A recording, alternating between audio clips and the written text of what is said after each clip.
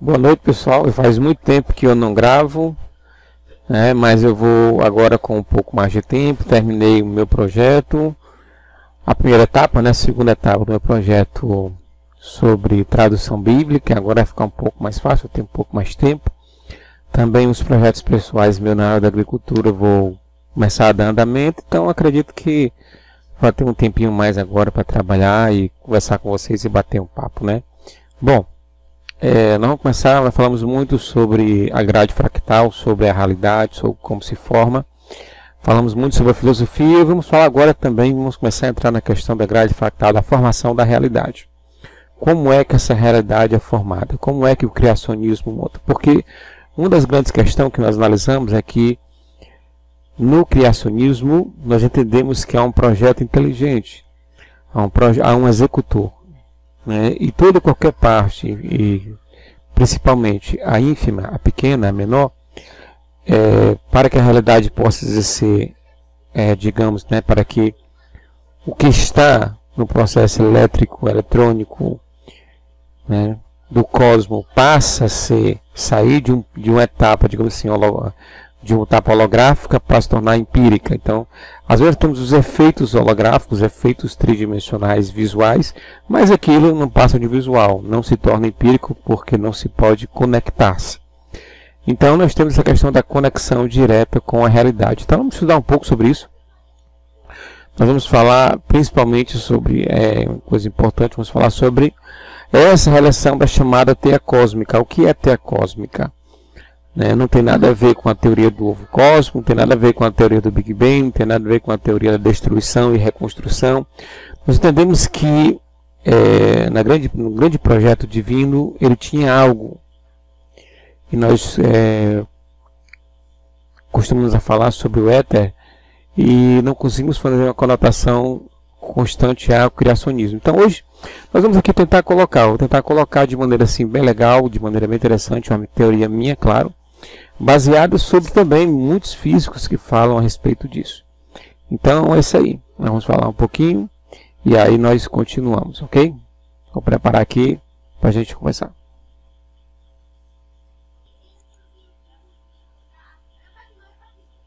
Então estamos aí. Nós temos a ideia de que, principalmente, eles falam sobre vazio, vácuo, vazio. E nós entendemos hoje que a questão da apresentação do éter como partícula, não como partícula, mas como questão fundamental da ordem dos fluidos aonde o eletromagnetismo se corresponde, porque nós temos um grande problema. Um dos grandes problemas que a física contemporânea, clássica, não consegue responder, a contemporânea, é sobre as cargas eletromagnéticas e a velocidade a qual elas permeiam entre uma carga e outra e entre um conector a outro, em um vortex para o outro. Então, a acréscimo e a perda, Então, existem muitas questões que ainda não foi definida. Teria que se ter um orientador. Um orientador no qual muitos acreditam sobre a questão da eletricidade do espaço. Vamos falar um pouco sobre isso, sobre essa questão do espaço. Então, o espaço que nós chamamos aqui é um ambiente sem partículas, né? Que eles chamam de vácuo, como se não existisse nada. Isso é uma fantasia científica. O que nós temos é o elemento fundamental. Os religiosos chamam de fluidos, outros chamam de teia cósmica, outras religiões chamam de mar primordial. Então nós temos essa relação muito profunda entre a ciência, entre o místico, entre as questões dogmáticas, gnósticas, aonde se constrói essa relação do que era o éter e como isso trabalhava dentro do sistema. Nós sabemos que um corpo precisa de um esqueleto. E o esqueleto é só exposto quando a pessoa tira ali a carne, o couro, e aí você vê lá o que é exposto. Mas enquanto não, na realidade, a existência daquele indivíduo, você não vê o esqueleto. Mas o esqueleto é parte fundamental da construção do processo. Ele mantém o organismo em pé. Mas os ossos, assim, a carne, os nervos, os tendões, ele cai no chão e se esfafela. Então, você tem essa questão aí interessante. Então, levamos em consideração que o éter seja, vamos focar aqui como se fosse um fluido universal, digamos assim, onde a matéria se constitui nas suas partículas menores, né? E é interessante que essas questões foram decididas pelos meus científicos ser esquecidas. Eles criam partículas virtuais que não existem, determinam partículas virtuais que não existem, partículas Z e Y na colisão, partículas se constroem e se desconstroem. Então, como o éter era algo que fazia parte fundamental de uma lógica criacionista, então ele foi abandonado. E partiu-se então a uma ideia pagã, absurda, de uma força excomunal que existe, a tal gravidade. Mas vamos lá, né? Porque se a gravidade fosse mensurada como o éter, porque eu não posso provar, então por que o éter também não? Segundo a lógica, eu posso desenvolver todo um processo de quedas de corpos, orientação magnética, pulso eletromagnético, expansão elétrica e magnética no espaço. Isso só faz lógica em um fluido que compartilhe todo o processo, né? Vamos falar um pouquinho aqui. A ideia é que nesse processo, eu coloquei uma imagem, né? Eu escolhi uma imagem lá na internet lá. Esse vídeo vai ser bem rapidinho. Sobre distorção. Então, vamos imaginar que o éter seja milhares, esteja dentro de um cubo, um hipercubo. E as partículas fazem com que esse processo, através de forças elétricas, magnéticas, força atômica, possa promover dentro distorções no espaço. Não existe na lógica aqui sobre distorção de tempo, porque tempo foi um acrescento da pseudociência, aonde se quer dar uma lógica, tirando o processo criacionista de um movimento, de éter, para um processo pagão, destruidor e reconstrutor através de forças enigmáticas. Isso aí nós não participamos desse conceito. Então nós entendemos que o éter, o campo, né, o espaço, sim, ele consegue ser corrompido, consegue ser dobrado, puxado através das cargas dentro do mundo subatômico. E isso desde 1900 é estudado sobre isso, aonde essa estrutura de que há sim um espaço, há sim um processo quântico que molda o espaço, esse espaço antes sem partícula, com partículas, e aí se constrói a realidade, a matéria. Nós entendemos, eu coloquei um posicionamento como essa ideia, né, de que são teias, né, digamos que são grades, grade 1, grade 2, grade 3, então essas partículas estão dentro desse processo. E nessa questão, as partículas exercem um grande poder no espaço, aonde as suas condições, como vamos ver mais à frente, fazem parte fundamental na construção, principalmente na questão das órbitas e da construção da energia. Porque a teoria do átomo, que ainda, se é uma teoria ainda, porque você consegue ver energia, a teoria do átomo vem justamente nesse ponto de simetria dentro do éter, dentro das questões fractais do éter. Então você tem um ponto de simetria formatando através de o chamado efeito elástico quântico, aonde o espaço se molda a um ponto de simetria. Isso já é bem discutido na ciência através sobre essa particularidade em si da curvação. Não podemos confundir que a curvatura como meio científico, meio empírico de viagens. Não, nós estamos falando de ambiente real, de realidade, não de ficção. Por exemplo, nós temos o campo gravito-magnético, que isso é uma parte fundamental da construção da matéria, da interação da matéria e sustentação orbital de cada partícula do universo. E nessa construção, inclusive a teoria da relatividade, se construiu a partir da análise da retirada de um processo de observador atômico, que no caso o éter, que iria construir todas as interações, que nesse espaço, no caso do campo gravito-magnético, o espaço onde não existe, esse espaço onde a matéria não existe, ela consegue sofrer esses campos eletromagnéticos e assim fazer um processo de curvatura desse espaço, aonde nesse processo se dá origem à teoria do átomo e a origem da formação da matéria. Isso é interessantíssimo, porque você vê que a matéria faz parte de uma construção elétrica. E aí você pode começar a analisar que matéria não existe, a partir do momento em que você tem um observador universal da matéria e da curvação do espaço muito forte para a construção de um campo elétrico e assim formação de prótons e elétricos. Então você vê que a construção não veio de Big Bang, é uma formação complexa de um universo complexo. E esse universo, esse grande cubo universal, com trilhões e trilhões e bilhões de infinitos microcubos, hipercubos, pode construir a matéria em cima de cada átomo. Então você vê como se fosse um processo fractal, como se fossem microcubos trabalhando dentro de cada matéria, construindo e desconstruindo as atividades que é necessário ou não para a manutenção e assim a estruturação da matéria. E isso é muito interessante, porque você consegue construir um modelo lógico. Mas nesse modelo você tem que colocar a posição que houve um projeto, houve uma criação e um design para a constituição de toda essa matéria e como ela acontece nos hipercubos fractais.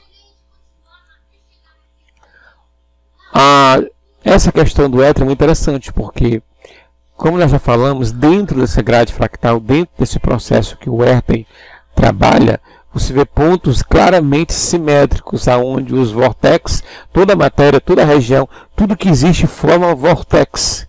Os campos vórtex, né, que existem na matéria, isso desde o nível atômico para o nível macro e micro e macro, você tem uma conexão profunda entre a rotação e a construção, mas justamente a rotação vem por causa desse campo de simetria elástica onde o espaço acontece.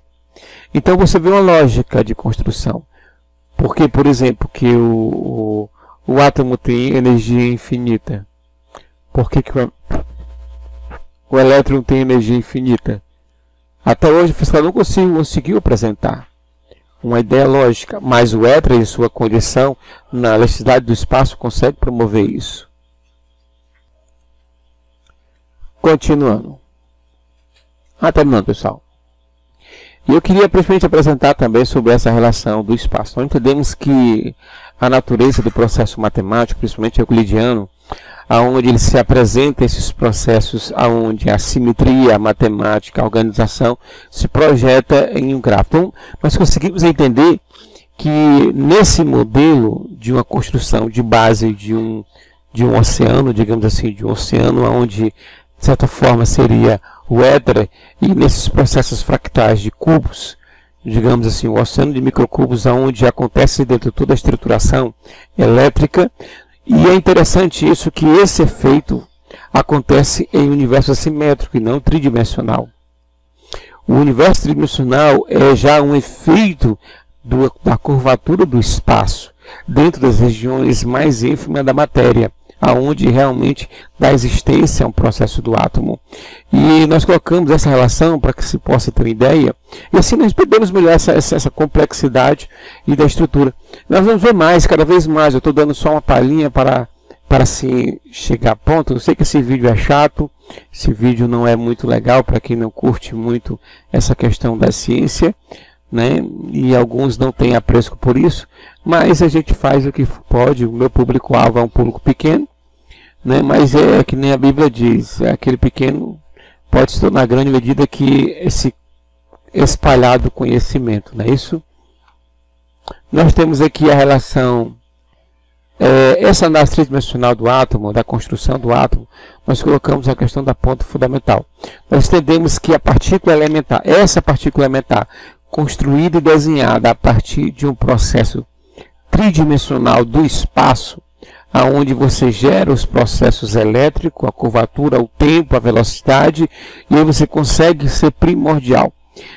Bom, é inevitável chegarmos a um ponto que existem as 5 leis fundamentais. Nós temos o fogo, o ar, a água, a matéria, seja qual for, e nós temos o éter, que é parte da construção desse processo. E toda a realidade se forma em cima desses 5 elementos, né? Então, a construção desses elementos vem na ideia de que a matéria se constitui realidade a partir do ponto de que como esse espaço se dobra para a formação elétrica, eletrônica, e assim dá subsídio ao átomo e à construção da matéria, da partícula. Então é muito interessante, porque a formatação de uma partícula vem com milhões e milhões e milhões de átomos que se aglomeram e formam aquela partícula. e aquela partícula inanimada dá origem a milhões de outras partículas, e assim você vê uma construção, uma conexão para que essa realidade possa acontecer. Então, nesse meio, a questão da construção da matéria parte do princípio elementar de que há um design para a construção daquela matéria. Então, seja qual for a infomatéria, existe uma programação lógica para a construção dessa relação entre o universo elétrico, que não existe, a dobra do espaço, para então dar origem a esses processos elétricos, magnéticos, e assim constituímos a teoria do átomo, né? Que é uma teoria ainda.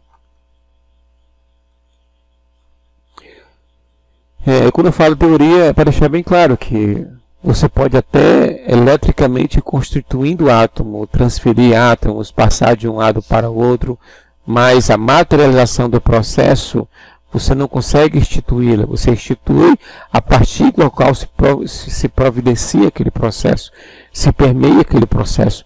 Você não tem uma construção realista onde você possa anular o átomo do espaço, até então, porque o átomo é uma programação, é uma curvatura do espaço que se gera através do éter para a formação de matéria. Então, você tem aí milhares de coisas que se conectam e desconectam, e ninguém pode pegar um software, o programa de videogame. Você pega o videogame. Então, na verdade, o que se pega é o videogame, não a programação do videogame. Então, o átomo é parte fundamental dessa programação da matéria, né? Então, é um software, é um código-fonte, e não o processo em si. Nós temos justamente essa questão da análise do espaço curvado, onde o processo todo acontece. O tecido do éter, o tecido, né, do espaço, onde ele é elástico, que promove as interações elétricas e campos. Sabemos que toda interação entre matéria, campo elétrico e velocidade, rotação, gera-se eletromagnetismo e gera-se então os processos que nós queremos falar aqui sobre a construção da matéria e da realidade. Então o éter tem esse processo todinho, a filosofia do éter, a teoria do éter tem toda essa construção da matéria e construção desses processos. Então você tem uma lógica construtiva que pode se pronunciar, você tem um universo de hipercubos, um universo fractal, onde cada partícula constitui uma matéria definida por alguém ou por alguma coisa.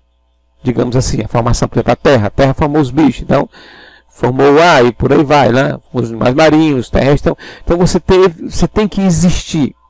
Você não pode exaurir o Criador, porque na lógica do construtivismo você tem um design que promove a menor partícula, porque essa interação de promover a partícula e constituir um processo de rotação, velocidade, peso, da dobra do espaço para a constituição da matéria, isso não pode sair do aleatório. Uma coisa altamente programada e constituinte. Bom, isso é uma ideia, tirei de várias pessoas, construí de várias pessoas as ideias pegando de um e de outro.